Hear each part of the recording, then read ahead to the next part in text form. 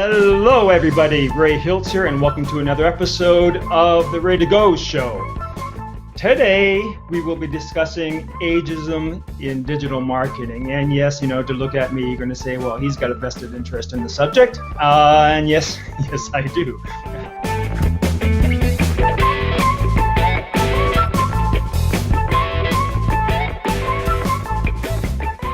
So let's say hi to the panel. BL, how are you? Well, I'm okay. I'm here in New York City, and it's the leaves are turning, and it's getting beautiful, and it's just a nice place to be right now. Jessica, how are you doing? Hello! Doing very well. We just got back from southern Missouri visiting my dad for the weekend, so that was quite fun.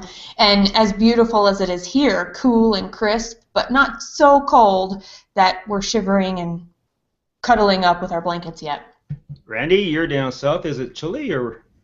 It's a little. We're getting the rain that came off the Gulf that hit Mobile and Northwest Florida yesterday. So we're starting to get that. It's blustery and dreary day in Southeast Georgia today. But I'm glad to be here. Wow, Scotty, what's things like in Seattle? Oh, just wonderful. It's so boring. The skies are gray, and autumn is about a month late here, but still can't complain. It's just perfect. So on with the subject, ageism. I mean, obviously, it doesn't just affect the marketing industry and the tech industry. It affects pretty well everywhere. I mean, I worked again in restaurants, and definitely that's a situation there. I think the median age in restaurants is less than 30. Yeah, 30. That's pushing it. So I did some research, and I want to give a shout out to Hesse Jones from our company, who gave me some resources. They do this excellent series called Think Tank, where they talk about culture, work culture, and they talk about millennials and boomers and Gen X's in the workplace and how they get along, how they see each other. And it's a very good series, so I recommend you check it out. It was an article written by Sherry Worrell, and it was an answer to a blog post that they put up about boomers, and that was in the Boomer Think Tank. And Sherry Worrell says, marketing and advertising have forgotten about us. Boomers currently make up the largest generation with buying power, yet the industry reduced their boomer budgets to market to millennials. We just don't matter anymore to anyone. I really wanted to have a glass of scotch after I read that. It was kind of depressing. Do you understand where she comes from when she says that? Anybody want to chip in there? Yeah, I'll jump in. Okay, go ahead. Before I was 30, I owned a PR firm, and I grew that firm into one of the 100 largest independent firms in the country. And the big issue that I had was that I was too young, to be taken seriously. So, it was kind of funny. But, good work is the thing that distinguishes you at any age. And, of course there's discrimination. And, of course, there are people who say, only people who are digital natives. You had an ad, looking for a digital native. There's always going to be that. Are you going to let that stop you? Is that stopping me from working, from making a living? No. Is it stopping me from getting a full-time job? Probably. I believe that there are algorithms that kick out your resume. I've seen it in action. If you have certain words or don't have certain words, you just never get to the hiring manager. But, that's why people have to be entrepreneurial. And if you do good work will help, will make it happen. And I personally, I've reinvented myself so many times. I'm in the process of doing it again. I'm not ready to talk about it, but I've got a whole new thing going on. And, I'm never going to stop. And I pity people who say, oh, I just can't understand the internet. Oh, God, how do you do all that? How do you keep up with that? Because I love it. And if you love it, that comes across. Ain't that the truth? We've had for a long time the middle class has kind of been stagnating, and as the middle class stagnates, I think that that affects the boomers. You could almost say that in boom times that favors the boomers, but in lean times that favors the millennials. I would say that what we're experiencing now, and this is kind of this doesn't mean to be a gloss over, but because we are so connected and everything is just like the news feed, we get everything instant. It's no different advertising and things like that are no different today in their target markets than they've always been. And your question or the talk of the day was really about if you're a boomer, you're in your 50s, 40s, 60s, or whatever, and you're going out trying to get a job in the digital space, say at an agency or something like that, your dream's probably not going to happen. If you're not already sitting in that spot and producing and built your own agency, as BL said she did, and whatever, if you haven't already done that, that's probably not going to happen. So if you've got the entrepreneurial spirit and you have the skill sets to operate in the digital space, yeah, I think you can do that. But let's just think about this. If we back up talking about target marketing audiences, remember when Viagra first hit the market, when that sex saving, bringing sex back to the older generation, who did they market to? They marketed in magazines like Golf, and they were gearing towards that segment of the population. They weren't putting it on Saturday morning cartoons. So I mean, it's no different today than it ever has been. I don't think. Okay. I mean, you're always gonna that 18 to 25 and that 18 to 35 age bracket is always going to be the prime spot. Those are the people coming on. Those are the people that are paying attention and who's going to buy and just go to the mall and hang out and buy every damn thing that comes along. Well, so way back in the olden days, yes. I mean, I think companies and marketers always marketed to the young. I mean, in the 60s, it was all about marketing to the new generation, and it was called the new generation. And as BL said, being young actually worked against you. They wanted someone who was responsible, that had life experiences, usually a degree. But now, but you mentioned agency work, right? Yes. And agency work. If you've ever really worked in an agency, you got to understand something. They want to bring you in, and they want to see if you've got a skill set, right? Your skill set is sales. Okay, so they're going to put you as an account manager, managing accounts, proving yourself. If you have a desire to be a creative director, a lot of those creative directors, they do an internship before they get a journeyman position in some kind of agency. And if you're any good, you're going to jump 3 or 4 agencies before you ever get to that directorship. So I mean, today what you find is people start some friggin' online agency, and they're the director of marketing, they're the creative director, they're the art director, and they're everything director. And that in agency life, that is not how it works. So we're talking here, our crew here, the panel here are pretty well we all are self-employed basically, right? We all work for ourselves and we're entrepreneurial. Jessica, what's your take on that? Is there ageism in the digital marketing agencies? There is, and I would agree in general, because I sold my first company when I was 21. Started it when I was right as I was beginning college. I joined the team that put it all together, and we grew it and we sold it, and then my job was to go travel and be part of the executive senior meetings, because I was one of the executives now. But there was at least a 30-year age gap between me at 21 and anybody else sitting in that room. And I was willing to learn, but nobody was willing to teach me. And I think that's something that I've struggled with as I've been coming up through this, is there's so much that there is to learn. All I can do is watch and absorb and try and figure it out and add it to my internal skill sets of, how am I going to resolve conflict? How am I going to problem solve? How am I going to bring value in a new way? And more importantly, how can I relate to people in a way that they will listen and I can start the conversation so that we can come up with the best solution or the best option that everybody can buy into regardless of their age. And I struggled with that the whole time I was at that company.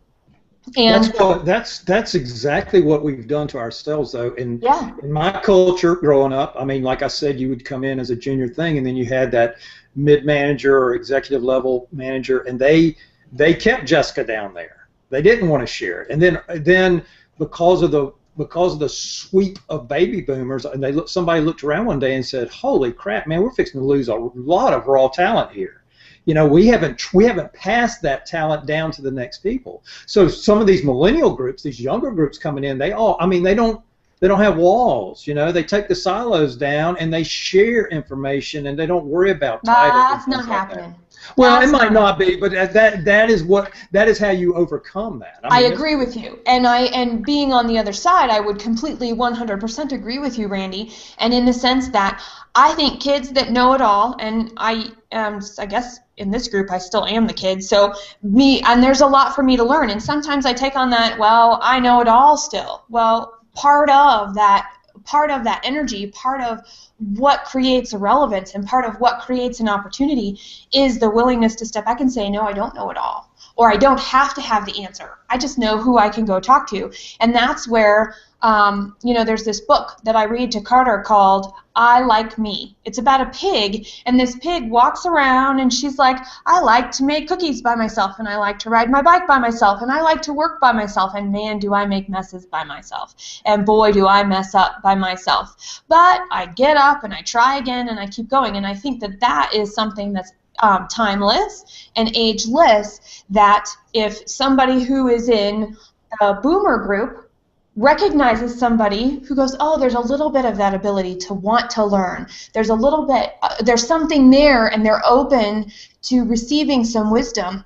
You now have this opportunity to build a relationship. But I think boomers have to be looking for those people as much as millennials, and I'll even say Generation X, need to be looking up for somebody they can learn from, because there is a gap, and without that conversation being able to start or continue.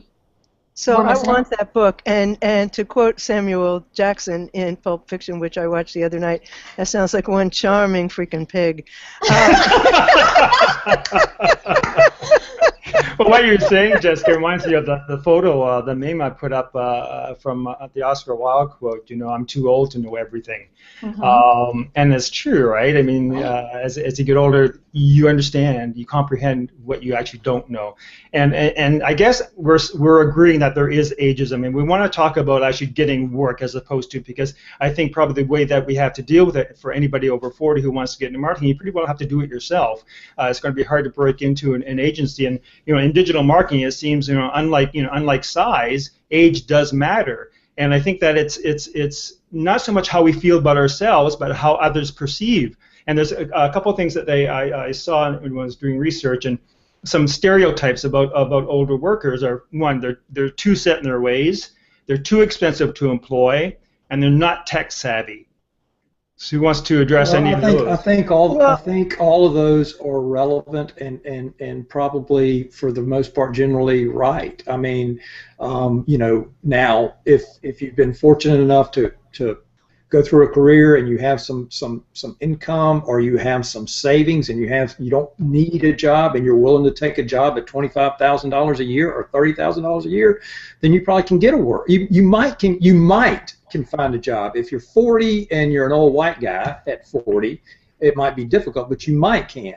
But if you're somebody that has worked and made in a six-figure frame, and you're used to that type of lifestyle, the chances are, like I said, if you weren't already there and you took yourself out of the workforce, or you got trimmed back during the more likely, more likely, and you're still trimmed back, you're probably not going to get employed.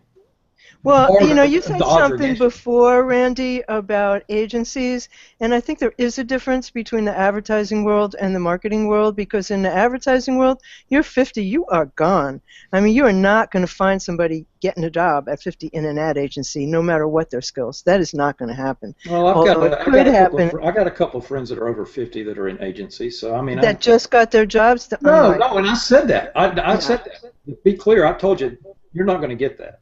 Yeah, however, I do think that it is possible at this point to find work in the marketing side, but agency life is really, in my opinion, a little unpleasant and frantic. I mean, I think there was an article in the New York Times the other day, and they noted that a lot of startups are trying to change the world, and they're run by 25-year-olds who don't know much about being 85 or being a caregiver. And these are companies that are trying to start businesses that help older people.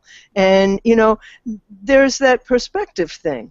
there's that idea that if you don't have perspective, you can't come in and solve all the problems of the world. So this is going to be a roundabout discussion because there's no real answer to this. No, there's no answer to it. Skills. Well, there is an answer. Yes, ageism, it does happen. That was the question of the show. But there are things we can maybe suggest or give advice or even just sharing our own experiences. But you spoke of something, Biel, and it reminded me of a quote that I had found as well, and it's from Ryan Pennell. Quote, they should be seen as the guardians of knowledge. The world of elders should come back. We discount their expertise because today older people are not hip with the times. Technology is that arbitrator of currency. And I think that whole general knowledge, the liberal arts thing, the value of living as long as you have and gaining the experience you have is not a valuable asset for some reason. Everything is so specific, everything's so niche oriented. It's not as valuable until you get to that age tip over point in your life. But it's not valuable. I don't think it's seen as valuable from employers. Right, because they're looking for ROI, they're looking for cost savings, they're looking for all of these other things. I can hire somebody under 30 for $30,000 and they'll work their ass off.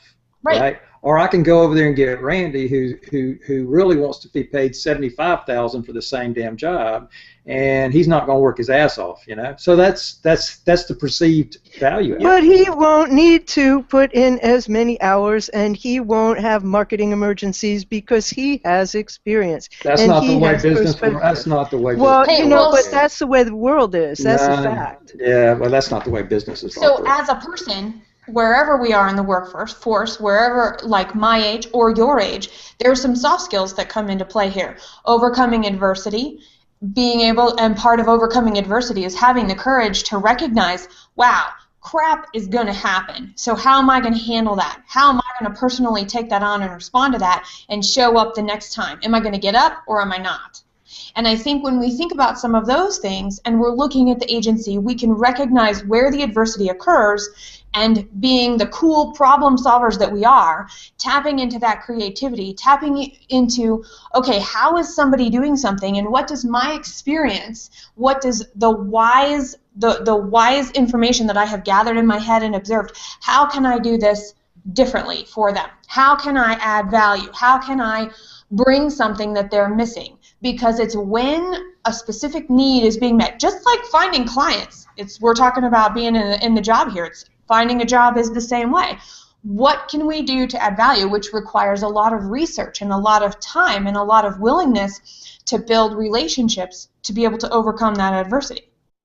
I think that comes from the top down. I mean, if you're in a managerial situation, yes. But I'll give you an example, for instance. My partner works in a translation department for a very large company. And they tend to want to hire youngish grads. And he says the biggest problem that he encounters is that these people don't have a world experience. They don't know enough about general things. And when you're translating things, you have to put them. It's not Google Translate. It's not word for word for word. You have to put things into context, and people don't have the context. Perhaps what we're saying is that in a marketing agency, context doesn't matter.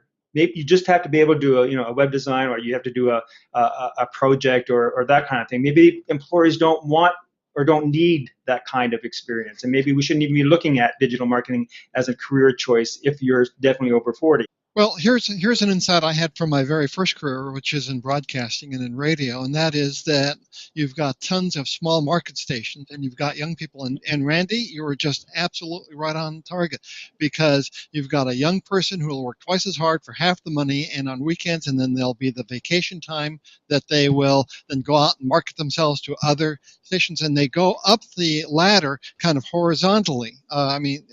They just kind of climb up the ladder that way. But there are only so few number of major market stations where you can make a lot of money. So, there are just so many seats on the stagecoach, whatever metaphor that you want to use. So most of them, get to a certain point, and then someone else comes along who's willing to work twice as hard for half the money at radio stations, and they knock them off. And then the the people who are, on air, then they migrate over to sales because there's always nobody likes that. But you've got all these people who are kind of in second tier small markets, and a small handful of people who've made it at the top because there are only so many places there. What do those people have in common? The ability to problem solve, the world experience, the context that Ray was talking about. Don't lose fact that in agency life, corporate life, there's always politics, right? So you're as you're doing that horizontal slide that Scott was just talking about, you're not going to want to hire somebody in your team, on your team, that possibly, because they come in and they've got more experience than you or something like that, they can outshine you. I mean, there's politics there. Not necessarily. It's like the NBA. There are any of the professional sports. You've only got so many pro teams, so you've got thousands of people saying, "I'm going to be a football player," but you've only got hundreds or maybe scores who will actually make it in any season. Well, that's just like the greeting position at your local Walmart, right?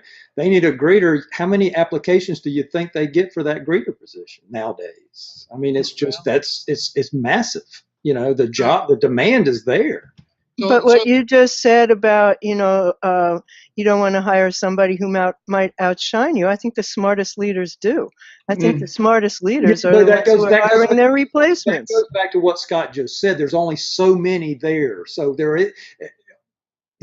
everyone doesn't have the smartest. You got a lot of cutthroats in there and a lot of sharks that are swimming around that are looking to get to that VP level or that executive VP level that they don't want that. But it comes down to who you know. So now we're talking about relationship skills, Randy, and I think that's a really good point you bring up. Yeah. Now, if you go, just say if I walked in and Jess had an agency and she's in a hiring position and she needs somebody that maybe has some creative talent, right?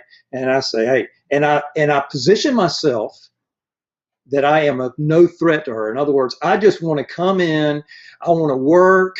I want to give you a good job. I'm not looking to be in this agency to be a leader or to be an owner or to be a partner, right? I just want to do some work because I need some supplemental income, or I'm not ready to sit down and die yet, right? I want to keep going forward. But that becomes to what Jess just said. It comes down to who you know and selling yourself and trying to position yourself to get that job.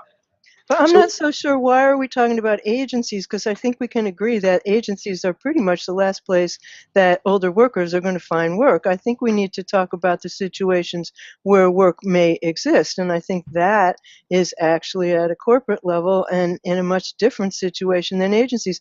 I would agree that agencies are, looking for the youngest people at the cheapest rate, whether or not they have skills they think they can help them get them, and ultimately I don't think that's. Do you think there's opportunities in corporate America I think there are more opportunities. It depends on the type of companies that you look at. Right. It depends on the type of opportunities that you want. It depends on the type of skills that you have. But, what scares me about most of the older people I know is that they do not keep up with technology. And if you apply for a job, they don't care how much experience you have. Nobody cares how much experience you have. What they want to know is, how much are you knowing about technology? How much are you up to date with what's going on? How much can you bring in from that point of view? And if you have a resume that doesn't have those qualities, nobody's even going to talk to you. So, I think we have to look at this in a different way. This is not time for us to run out and get jobs in agencies. It's not happening. I think relationship skills are as equally as important as understanding where the technological bar is. So BL was describing this bar of, here's the technology you got to know to be able to exist in today's workplace. And now it's, how do you find out who you want to talk to and who you want to get to know? How do you support them? Do you understand what's not being said? Do you know when to keep your own mouth shut? And do you know when to plant a seed like this big instead of giving the entire story all at once? And that goes back to a movie that we were talking about in the green room called In Good Company. He screwed up really big. The young kid came in, replaced this wise old guy, Dennis Quaid, and, in the end, Dennis Quaid saved the kid's bacon, and the two learned how to work together very well in the end, and they became friends. And I think that that's something that if we get jaded, what do? But understanding how relationships work and watching also can help us separate the emotional side of things with the actual ability to who do we talk to, when do we talk to them, how do we talk to them, so we understand what's not being said or how to say something without saying something to be heard. Well, at any age, people work with people they like. People work with people they're going to feel comfortable around. So, of course, the relationship thing is immensely important, but so are your skills. So, maybe one way to think about it is that what Jess is talking about, what you just said, BL, is the tiebreaker. You can have all the experience in the world and other sorts of things, but you have two equal people in all sorts of other areas, but one of them has the better people skills, or one of them is able to pull Soft skills. The soft skills, exactly. So people who have soft skills have the advantage because that's the tiebreaker. Oh, well, we'll go with that person.